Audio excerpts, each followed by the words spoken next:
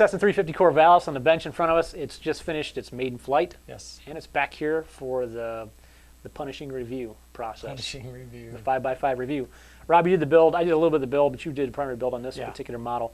Take us through the build as advertised, 4.5 out of 5. Yeah, there weren't very many pieces involved. The assembly time went together. It was very fast assembly, actually. A couple of things to note. The hatch for the nose up here. Here, I'll pop it. Yeah, pop that off. You've got a plastic clip right up in the front here, and we've got some. I don't know if you took pictures of this or not during the build, but there's a little catch on the back side.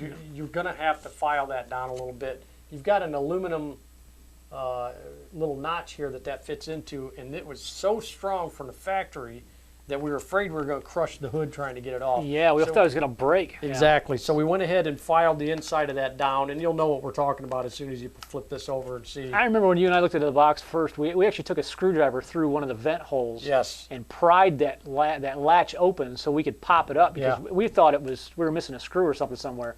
It was just that difficult. And it was a real sharp edge on the front lip. Yeah, we actually filed a little bit of the aluminum off too. I remember now too. Softened it, so it popped right off. Softened that up and filed some of that extra length off of that. Which you may not have a problem with your kit. If you do, it's a pretty easy workaround. Yeah. And once it pops off and on a couple times, then it goes. It's easy to work with.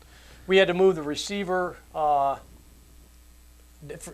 Relocate the receiver according to the directions. We ended up moving it. There's like a bulkhead right behind the dashboard. We moved it to the back side of that. Yeah, they show it, I think, going underneath the wing, and you clasp the wing on top of it. But we're using even the recommended receiver. There's no way it'll fit, so you have to relocate that up to that bulkhead. Yeah, I moved it up to there, and I don't believe that there was really anything else that we had. Everything else went pretty straightforward. Everything else went straightforward together. It didn't take very long. I think we had a total of maybe 15 minutes, even with the modification, 20 minutes maybe. Actual assemble time. Yep, it's true assembly time. Yeah, it was just pretty much plugging in the radio is all we had to do. It was. Plug in the radio, plug in the ESC. The battery slot fits in really nice for the included 1800 milliamp battery. Yeah.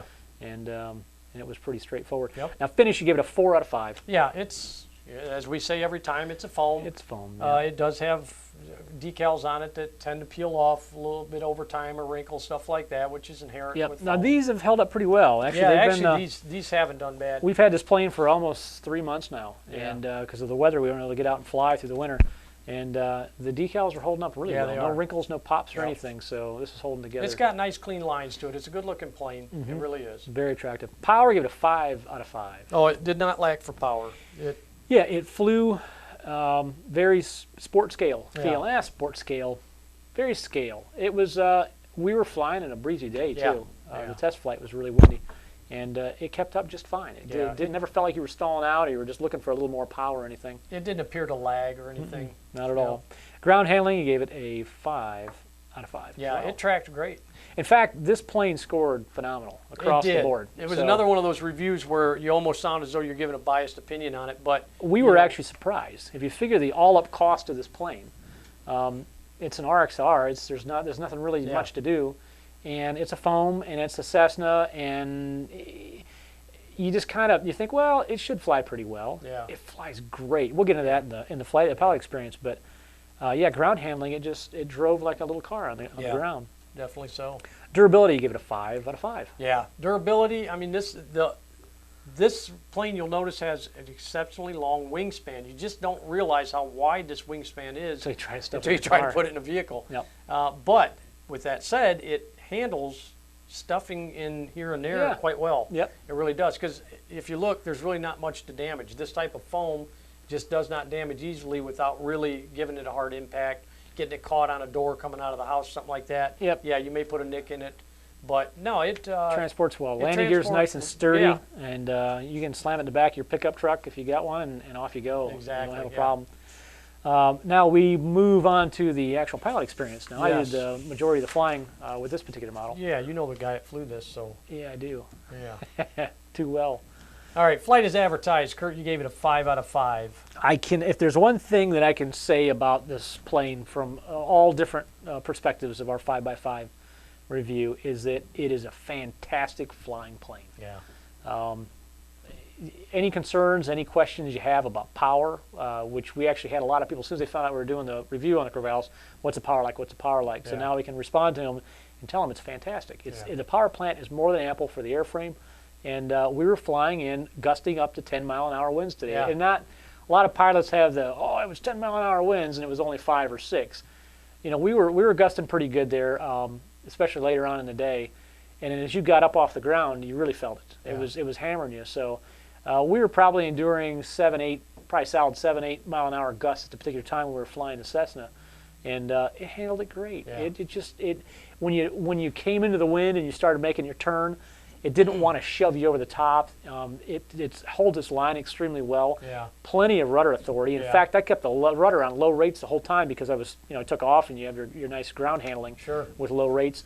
I never had to switch it off back to high rates. So it was nice. I could fly the whole flight with low rates on the rudder. I had all the authority I wanted, and then I was ready to bring it in and land. Now, you were impressed with the flaps on this. Talk a little bit about that. The flaps were astonishing. In fact, I didn't know with this wing it's so skinny. It's long, but it's so skinny. How it was going to be on the glide slope. And we brought it in, and you can see on the film, Rob and I talked about it because we were right there. I don't know how it translates for people just viewing the footage, but I threw the flaps on full. Coming forward, I threw them in 50% flaps and then full flaps. And instead of climbing or ballooning up like crazy, it just went whoop and hopped up. Just hopped up a little bit, but then it held its line. Yeah. Fantastic. Yeah. So, and then I started slowing it down more and more. I dropped full flaps and did a slow pass by you. We were taking that headwind, and it was like a hawk on the breeze, just sitting there, just walking back and forth. When I was filming, it was funny because I watched him coming across, and when he hit those flaps, it's literally like somebody grabbed the back of the plane and it just sat there. Yeah. In that wind, just stable as, it wasn't wiggling like my hand's doing. It was stable. Oh man, and it was stable, and I it had so much aileron authority with the flaps down. It didn't get soft or anything. It was one of the most impressive translations or adaptation for flaps on a plane this size that I've ever experienced. Remarkably so. You're just like, oh man, that was great. You wanted to play with the flaps. You want to just fly around and drop the flaps and pull them up. And really looking at these flaps, and we showed you this when we took it out of the box. We showed up close some details of how these flaps are. These flaps separate and down, so you get that air much like it's not a Fowler flap, but you're getting that Fowler flap effect. Oh yeah, you're truly extending the lift of the wing with it. You're not just flipping a tail down, which I think tends to balloon. Yeah, you get more ballooning, I think, when you're just deflecting air. This basically just took the airfoil itself and extended it out, and that air flowing over, it was quite impressive. It had a distinct difference on the controllability and the impact of the flaps on the overall attitude of the aircraft. It was great. So have no hesitations whatsoever from a flying or from a pilot's experience perspective on this plane. I can't say enough. It's a great flying plane. Yep.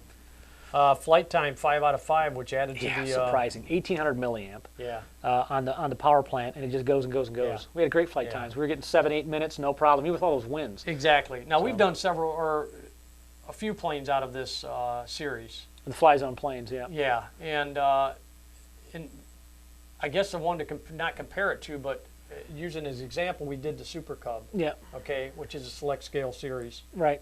And well, you're in a product family, so you get used to a product family and what its characteristics are like. And when we felt this plane is not as light as you would think it is, but it doesn't fly like a heavy. It's not a heavy plane. Don't get me wrong. No, not by any means. But it's a little heavier than what you would expect with a foam plane. But then you realize the wingspan is so huge. Exactly. And you look at the wing loading, the actual wing loading specifications. It flies light as a feather. Yeah. I think it kind of took us both by surprise just how much of a fun experience. In my opinion, this is the standout product in the Flyzone family. This is the standout airplane of this size. Looking at the other Cubs that are available, or the Cubs that's available, the other Cessna that's available, this is a standout product. The 350 Corvalis hit it square on the head. Yes, it did.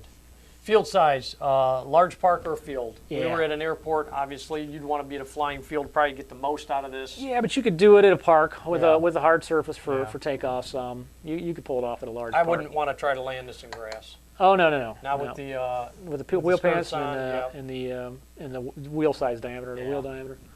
Portability, we gave it a 3.5 out of 5. Yep. It it kind of goes along with durability. Well, I think the only hit it took on the portability is literally the wingspan. When you have your typical park flyer foam plane, you kind of expect to be able to toss in the back seat. Yeah. This wingspan, as you get it angled, you realize, oh man, I'm out of room. I handled this a couple times in and out of the vehicle, picking it up and then bringing it to the field and stuff.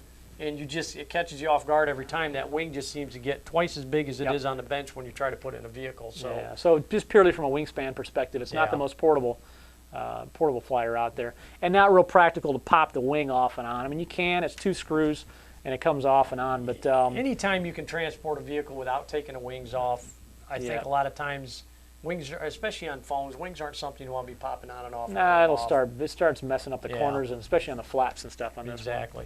Skill level, you've got it as intermediate. I think that's a fair assessment. I do have it as intermediate from the perspective of you have flaps. Flaps feel different, and they're a little bit different behavior for a beginner. If you're flying this at a flying field, and you had somebody with a buddy box, you could get a beginner off the ground pretty quick with this thing. So, well, I think just the fact that you're adding another channel to what you've already are trying to take, wrap your head around as a beginner. Yep. It's just one more added element that you may not be ready for. Like Kurt said, with a buddy box, it probably would be fine. Yep. Yeah, it's definitely an intermediate level plane, but you'll have a lot of fun with it. I'd say from the review here that you get a lot of fun flying this thing. This may be, ironically, because when you score a plane, you score it for the size, you score it for the price, you score it for how other planes fly and build within this class. It's a very class-based scoring system. You can't say, well, I've got a build-up balsa that is a premium deluxe kit that's been put together by this pro pilot, and I'm going to score it the same as this foam job that was $200 and I'm off the ground. It's not fair. That's no help to the hobbyist. Looking at this for the size of the plane, the class of the plane, the cost of the plane, it just killed it in the category. Absolutely nailed it across the board. It has more 5 out of 5s than I think anything that we've scored so far. And you've mentioned it before and hit on it a couple times. We don't have the luxury of spending a lot of time with these planes, and when it's a hit, it's a hit for us. When you pull something out of the box and it just flies so darn well. And we did 0 trimming on this. I remember clear as a bell on the Cessna Corvalis, 0 trimming. I took it off the ground and it was all set. It was just perfect. And I just eyeballed all the control surfaces and made sure things were nice and level when we did the radio adjustment. And no trims, just perfect, absolutely perfect flat level flight. And man, it leaves an impression. You definitely say this is a good flyer, this is a good plane to fly. This is our review of the Cessna Corvalis, Cessna 350 Corvalis.